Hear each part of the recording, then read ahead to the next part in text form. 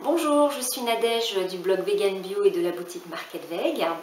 Alors aujourd'hui, je vous propose de mettre à jour la présentation qui était par écrit sur le blog que nous avons créé il y a maintenant plus de 6 ans, en 2008. Ce blog est consacré à l'alimentation crue végétalienne et puis plus largement à la santé et tout ce qui va avec. Donc la présentation que nous avons faite, donc Colette, ma maman et moi, de nous-mêmes date donc un petit peu. Donc je vais parler de moi maintenant et puis de ce qui s'est passé un petit peu pendant ces 6 dernières années. Donc j'ai maintenant 41 ans, j'ai 2 enfants, un fils de 18 ans depuis peu, une fille de 11 ans très bientôt. Nous vivons en Touraine, dans un appartement. Alors, l'alimentation crue végétalienne, je pense que c'est l'alimentation la mieux adaptée à l'homme. Bien sûr, il faudrait, dans l'idéal, que l'homme vive sous les tropiques, au soleil. Et c'est vrai qu'en Touraine, c'est pas vraiment le climat idéal, enfin le climat des tropiques. Cela dit, c'est quand même possible de manger cru et végétalien, sans avoir même de jardin puisque je vis en appartement. C'est pas évident, mais c'est possible quand même. Alors, avant le blog, rien de particulier, enfin on a toujours été baigné dans l'alimentation saine, enfin saine telle qu'on pouvait la concevoir à cette époque, le bio, hein, on est né dans le bio quasiment, ça Colette vous en parlera dans sa présentation puisque ça vient de sa famille. Ensuite, alors me concernant moi, avant de passer au cru, j'ai eu voilà, des petits problèmes de santé, rien de vraiment grave enfin, en ce qui me concerne. Bon, à 18 ans, j'ai eu des soucis d'anorexie et de boulimie qui ont fragilisé énormément mon système digestif. Qui a provoqué d'ailleurs une intolérance au sucre à ce moment-là pendant de longs mois. Ce qui m'a fait d'ailleurs découvrir à ce moment-là, j'étais aux États-Unis à ce moment-là, et ça m'a fait découvrir que la plupart des plats préparés contenaient du sucre, même les plats préparés salés, ou en tout cas des plats dans lesquels on pourrait ne pas s'attendre à trouver du sucre. À l'époque, il n'y avait pas autant de plats préparés que maintenant en France. Voilà, c'était typique des États-Unis, mais bon, c'est arrivé chez nous. Qu'est-ce que je peux vous dire d'autre? Donc après, quelques années plus tard, après la naissance de mon fils, j'ai découvert que j'avais une intolérance aux produits laitiers, tout simplement parce que j'avais de l'eczéma sur les paupières, hein, j'avais les yeux très rouges, qui pleuraient, qui brûlaient. Je n'ai pas fait de test d'intolérance ou d'allergie, j'ai pas tout de suite pensé d'ailleurs que c'était l'alimentation, mais bon, on parlait toujours beaucoup du rapport alimentation santé dans la famille, donc c'est vrai que je me suis quand même posé la question. Et puis de moi-même, je me suis rendu compte, voilà, en faisant en supprimant des choses, en faisant des tests tout simples à la maison, que je me sentais beaucoup mieux et que mon eczéma disparaissait, mes yeux rouges aussi, quand je supprimais les produits laitiers. Alors évidemment, c'est pas évident quand on est nourri aux produits laitiers, hein, surtout en France. Je mangeais du fromage le soir très souvent, c'était souvent mon repas d'étudiante, c'était un bol de soupe et un gros morceau de fromage, éventuellement des yaourts aussi. Donc il a fallu réapprendre à manger autrement, mais ça c'est les étapes que suivent tous les intolérants et les allergiques. C'est à ce moment-là que j'ai fréquenté plus assidûment les magasins bio de Tours. À l'époque, il n'y avait pas autant de choix que maintenant. C'était presque, enfin c'était pas confidentiel, mais il y avait moins, en tout cas il y avait moins de produits de substituts, donc ça tournait beaucoup autour du soja. Donc j'ai commencé à fréquenter beaucoup plus les magasins bio, à découvrir toutes sortes de substituts, purée d'amandes, tout ça, tout ce qu'on pouvait faire avec, mais tout en continuant à manger relativement traditionnellement. À ce moment-là, c'est à ce moment-là que j'ai découvert, enfin je suis tombée sur un livre, voilà, ce livre-là, L'alimentation vivante de Michel Carène, qui est absolument génial. Alors vous ne le trouverez plus neuf parce qu'il n'est plus édité. Vous pourrez éventuellement peut-être le trouver d'occasion. C'est vraiment, ce livre il est vraiment génial. Alors je ne pourrais pas vous dire pourquoi à ce moment-là je l'ai acheté, mais en tout cas il m'a interpellée. Et je ne le regrette pas parce que vraiment il est absolument complet. Michel Carène parle aussi bien de la maladie qui vient de l'intoxication, du mucus, des signaux qui nous montrent qu'on est intoxiqué, du jeûne, de la respiration, de l'exercice en général, des drogues, l'organisation d'une cuisine vivante, c'est-à-dire d'alimentation crue végétalienne, du régime de transition, de la germination, tout est très bien expliqué, pourquoi, comment, et puis il y a beaucoup de recettes également, des recettes relativement simples qui m'arrive de faire, manger cru en hiver, en voyage, recevoir, enfin c'est vraiment hyper complet. Et donc ce livre je l'ai découvert il y a 15 ans. Donc il y a 15 ans déjà, voilà, il y avait des livres très bien en français, il y en avait très peu, mais il y avait au moins celui-là. Cela dit, je n'ai pas pour autant franchi le pas et changé complètement d'alimentation à ce moment-là pour une alimentation crue végétalienne. Voilà, je l'ai mis de côté, mais gardé, j'ai trouvé très intéressant. C'est un petit peu plus tard où j'ai avancé dans ma démarche, où je travaillais en ville et je me suis rendu compte que pour les gens qui, à ce moment-là, qui voulaient manger, qui étaient allergiques ou intolérants ou qui voulaient en tout cas éliminer des produits animaux, par exemple, de leur alimentation, manger en ville, avoir une vie classique, normale, on va dire, de travailleurs voilà, en ville, c'était très compliqué de manger en dehors de chez soi si on n'avait pas préparé sa gamelle, son repas. Je me suis rendu compte, voilà, on tournait tout le temps autour des carottes râpées, salade verte, c'était pas varié du tout. Et puis c'est à ce moment-là également que, comme Colette et moi, on regardait, on avait des magazines anglais, on aimait beaucoup l'Angleterre et les États-Unis.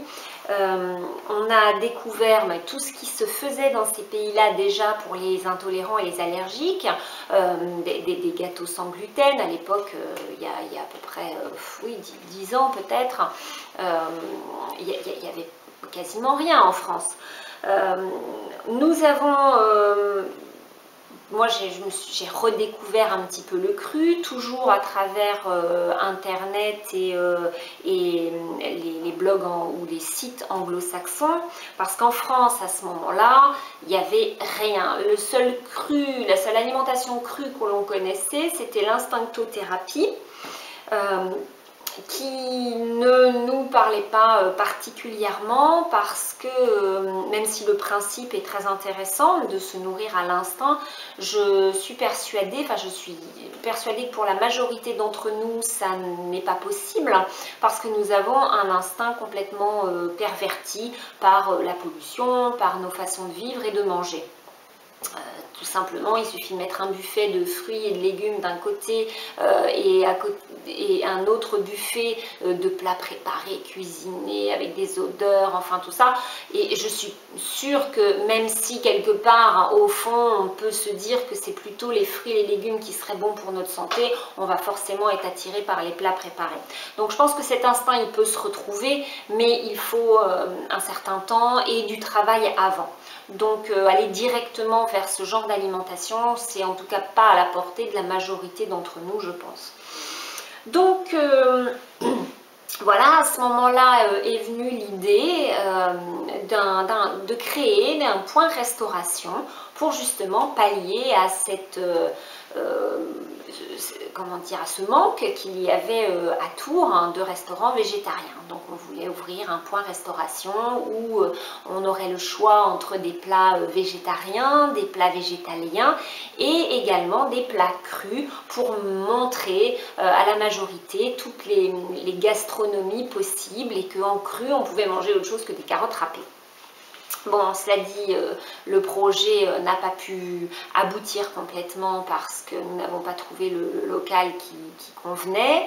On avait une banque qui nous suivait parce qu'on n'avait pas du tout de sous à mettre dedans, mais il fallait un très bon local et nous ne l'avons pas trouvé. Donc du coup, nous avons mis cette idée de côté et nous sommes décidés, enfin nous nous sommes dit pourquoi pas en attendant faire un blog où on mettrait à disposition, grâce à notre facilité, on va dire, à comprendre l'anglais, à le lire et à le comprendre, mettre à disposition d'autres personnes qui peut-être seraient intéressées toutes ces découvertes que nous avons faites sur cette alimentation crue végétalienne. Donc nous avons découvert le centre Hippocrate en Floride avec le docteur Brian Clément et le docteur Anna Maria Clément.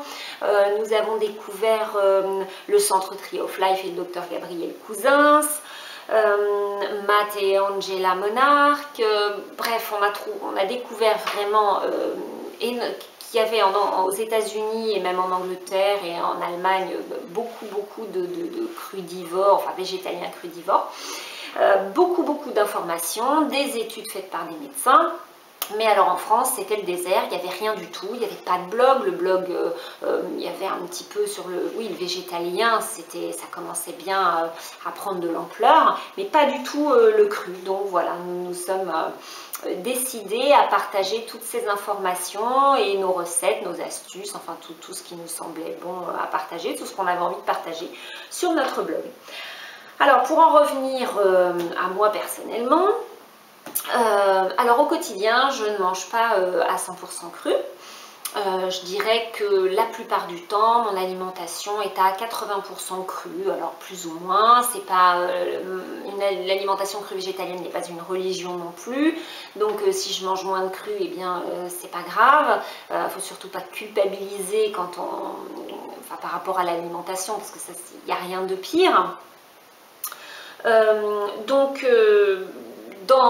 Voilà, la plupart du temps c'est 80%. Alors moi j'ai commencé le cru avec les smoothies verts, en découvrant les smoothies verts et grâce à Victoria Boutenko, qui nous a d'ailleurs gentiment préfacé, fait un petit mot pour notre livre qui est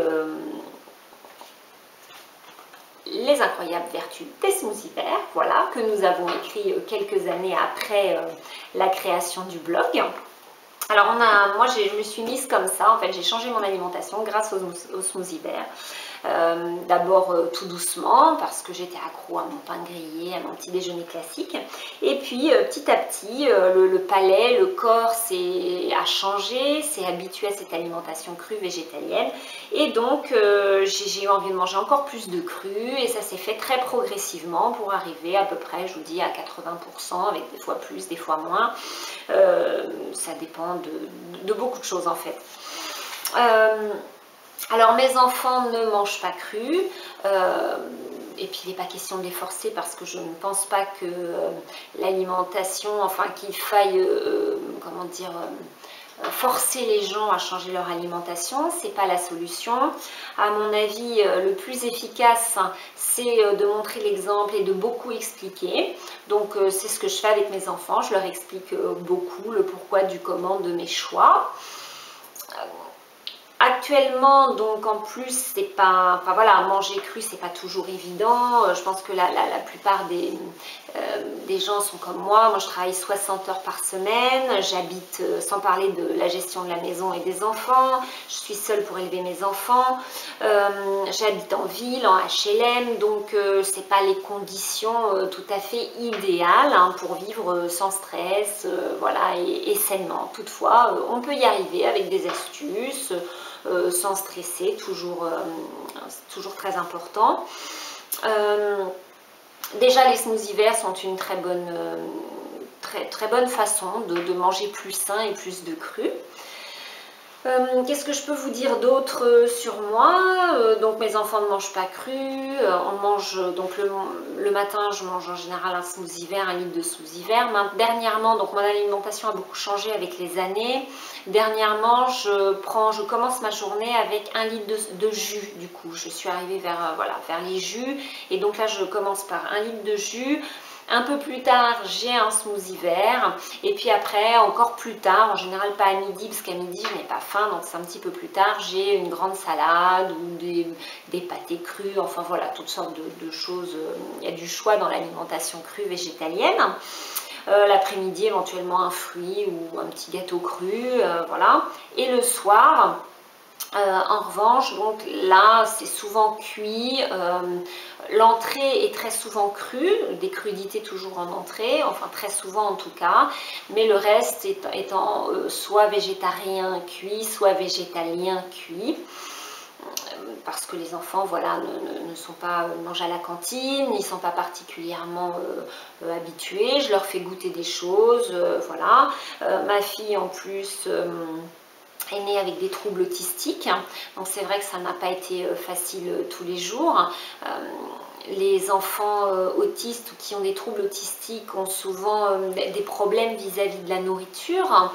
Là en l'occurrence c'était le cas, donc tout ce qu'elle voulait manger c'était de la viande, du poisson, riz, pâtes, voilà, donc très limité. Une aversion totale pour tout ce qui était nouveau, même les fruits, pas possibilité de lui donner des fruits, elle refusait les fruits. Donc ça s'est fait voilà, petit à petit au fur et à mesure de la prise en charge qui a été faite, des différentes traitements, enfin prise en charge je dirais plutôt que traitement parce qu'il n'y a pas eu de médicaments, mais de prise en charge, donc elle a énormément changé, et maintenant voilà, il est possible, par exemple, un exemple simple, c'est qu'au petit déjeuner, elle accepte depuis 1 an, peut-être un peu plus d'1 an, d'avoir un jus de fruits, ce qui était totalement impensable il y a 4 ans par exemple.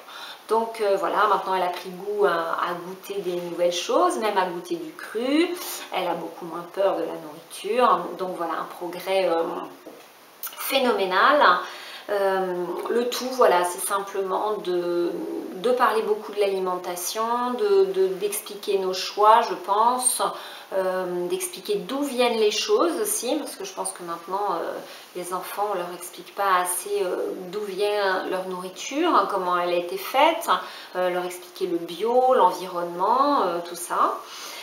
En dehors de l'alimentation, alors l'alimentation c'est bien, mais c'est vrai que ça ne fait pas tout pour être en bonne santé. Donc en dehors de l'alimentation, il faut avoir une activité physique minimum. Donc en l'occurrence, moi je fais du yoga, j'essaye en tout cas de faire du yoga tous les matins, c'est le moment le plus calme de ma journée, donc il faut juste que je me lève un petit peu plus tôt. J'essaye de faire à peu près 20 minutes de yoga le matin, je ne dis pas que j'y arrive tous les jours, mais en tout cas je m'attelle à être régulière. Et puis j'essaye d'aller faire du sport en salle, moi c'est ce qui me convient parce que j'aime pas du tout courir, donc le sport en salle c'est ce qui me convient le mieux, et donc j'essaye de faire du sport à peu près 3 fois par semaine. Alors c'est pareil, hein, c'est pas toujours 3 fois, des fois je fais un petit peu plus mais c'est souvent moins, mais j'essaye quand même 3 fois, c'est le minimum, c'est important de bouger, surtout que j'ai un travail assez statique parce que je suis derrière un ordinateur. Et c'est voilà, c'est juste important de bouger son corps et de s'oxygéner. Donc on s'oxygène par l'alimentation, donc le vert, toujours beaucoup de verdure, ça on en parle énormément sur notre blog, ça permet d'oxygéner beaucoup le corps, et puis le sport. Voilà pour ce qui est de ma présentation mise à jour, et puis j'espère vous voir très souvent, j'espère que nos articles vous plairont. Nous allons donc continuer à écrire et à partager avec vous toutes les connaissances, toutes les trouvailles que l'on peut faire sur internet ou ailleurs. Voilà, à bientôt, au revoir.